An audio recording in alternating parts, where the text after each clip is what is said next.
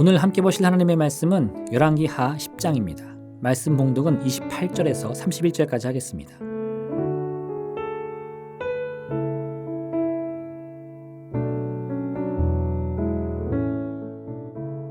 예후가 이와 같이 이스라엘 중에서 바알을 멸하였으나 이스라엘에게 범죄하게 한 느바세 아들 여로보암의 죄, 곧 베델과 단에 있는 금송아지를 섬기는 죄에서는 떠나지 아니하였더라. 여호와께서 예후에게 이르시되 내가 나보기에 정직한 일을 행하되 잘 행하여 내 마음에 있는 대로 아합 집에 다 행하였은즉 내 자손이 이스라엘 왕위를 이어 4대를 지내리라 하시니라.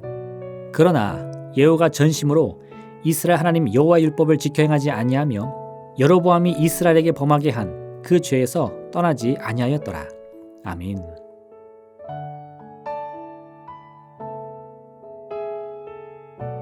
하나님의 선지자는 예후를 찾아가 그의 머리에 기름을 붓고 하나님께서 그를 통해 이스라엘의 새로운 역사를 이루실 것이라고 말합니다.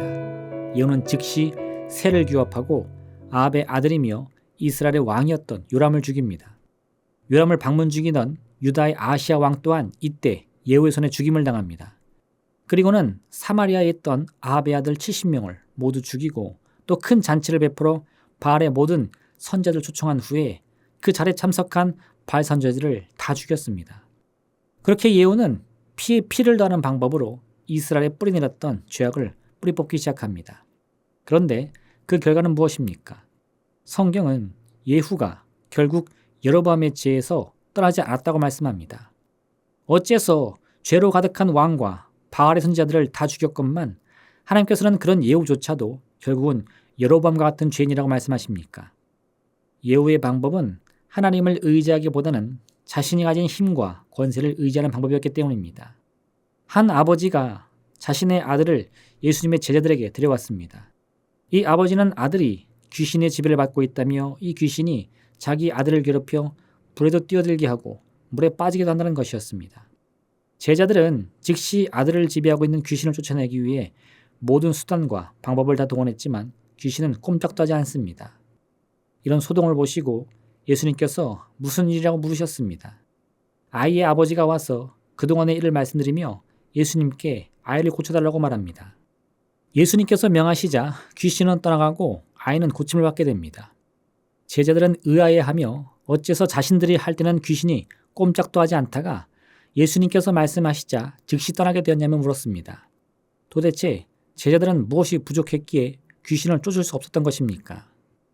이는 특별한 능력의 차이가 있는 것이 아니었습니다. 예수님께서는 제자들의 물음에 기도가 그 답이라고 대답해 주십니다. 아니 설마 제자들이 귀신을 쫓아내는데 기도도 하지 않았겠습니까? 수년 동안 예수님을 따라다녔는데 설마 제자들이 기도도 할 줄 몰랐을까요? 예수님의 말씀은 기도를 하지 않았다는 것이 아닙니다.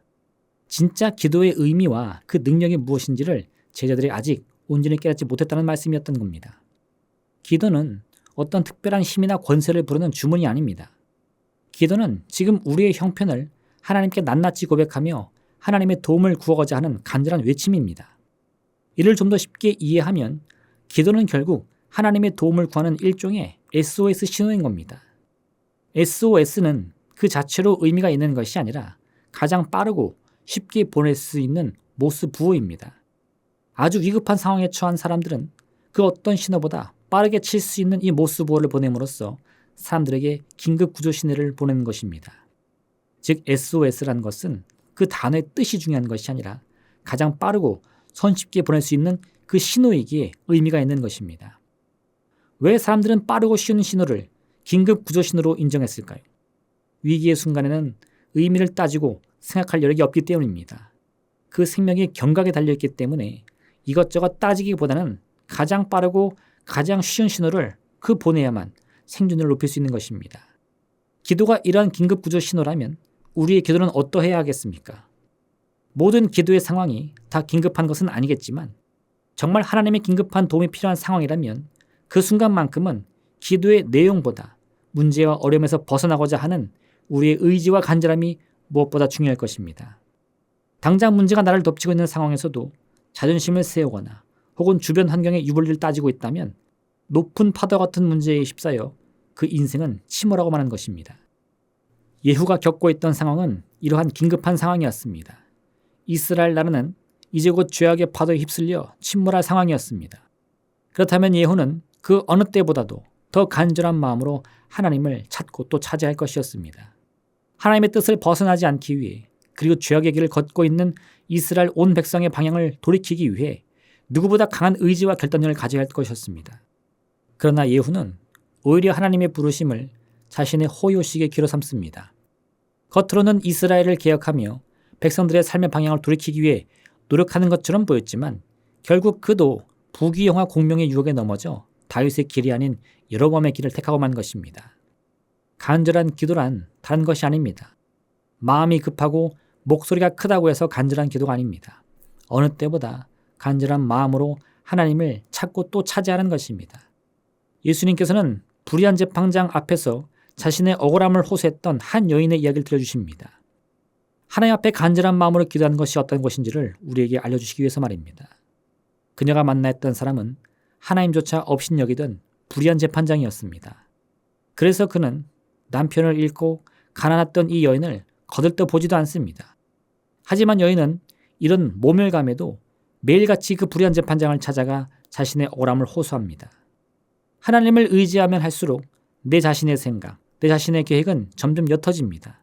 그리고 그 위에 지금까지 생각하지 못했던 너무나 새로운 계획과 소망이 내 마음과 생각을 덮게 되는 것입니다. 왜일까요? 하나님의 성령께서 내게 임하셔서 우리 마음과 생각을 주장해 주시기 때문입니다. 처음에 제자들은 어린 아이를 지배했던 귀신조차 쫓아낼 수 없었지만 이후에 오순절날 성령의 임재를 체험한 이 제자들의 모습은 완전히 달라집니다. 베드로는 만인들 앞에서 그리스도의 복음을 전하며 하루 만에 3,000명의 삶을 변화시킵니다. 빌립은 에티오피아 네시에게 그리스도의 복음을 전하여 그 자신의 운명은 물론이거니와 그의 나라와 민족의 운명까지도 변화시킵니다. 이 모든 일이 성령께서 우리를 도우시기에 가능한 일인 것입니다. 하나님의 뜻과 섭리를 내 욕심을 위한 기회가 아니라 오히려 더 큰 하나님의 축복과 은혜를 누리기 위한 길로 삼기 위해서 무엇보다 성령의 임재를 경험하고 그 능력을 의지해야 하는 것입니다. 이를 통해 우리 자신의 마음과 생각은 점점 성령님을 닮아가며 이전까지는 보지 못했거나 너무나 희미하여 알아볼 수 없었던 진정한 생명과 구원의 길을 이제는 뚜렷한 믿음의 눈으로 바라볼 수 있는 것입니다. 오늘 하루 이 같은 믿음의 쟁기를 들고 거침없이 앞을 향해 나아가는 여러분 되시기를 바랍니다. 기도하겠습니다. 사랑해 주님 감사합니다. 우리에게 오시는 성령님을 언제나 환영하며 모셔드립니다. 우리의 마음과 생각을 주장하여 주옵소서. 우리의 능력이 되어 주옵소서. 이를 위해 그 무엇보다 간절히 주 앞에 기도함으로 말미암아 하나님의 도움을 구할 수 있는 우리에게 허락하여 주옵소서. 두려워하지 말고 부끄러워하지 말고 낙심하지 말고 오직 믿음의 쟁기를 들고 함께 앞으로 나아가서 우리를 위해 예비해 놓으신 주님의 그 귀한 은혜의 길, 생명의 길을 발견하게 하여 주옵소서. 예수님의 이름으로 기도합니다. 아멘. 하늘에 계신 우리 아버지, 아버지의 이름을 거룩하게 하시며 아버지의 나라가 오게 하시며 아버지의 뜻이 하늘에서와 같이 땅에서도 이루어지게 하소서. 오늘 우리에게 일용할 양식을 주시고 우리가 우리에게 잘못한 사람을 용서하여 준 것 같이 우리 죄를 용서하여 주시고 우리를 시험에 빠지지 않게 하시고 악에서 구하소서. 나라와 권능과 영광이 영원히 아버지의 것입니다. 아멘.